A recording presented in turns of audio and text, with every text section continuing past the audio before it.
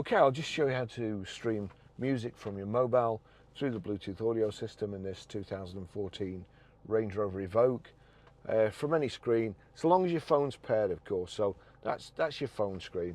What we want to do, we want to find a record that we like. Oh yeah, I like that one, Talk, Coldplay.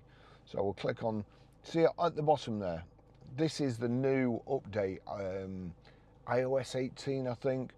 So click on the bottom there and it shows you iPhone or Range Rover Evoque. There's a tick next to Range Rover Evoque.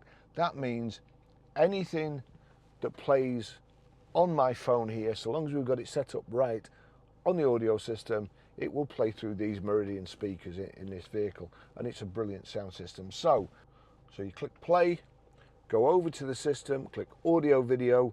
You'll see there, that's please connect to iPod. It's waiting for you to connect to an iPod. That was the last thing that was set. But we want source. See the source and plus? We click on that. It's on iPod at the moment. We want Barry's iPhone 15 Pro. Click on that. Turn it up.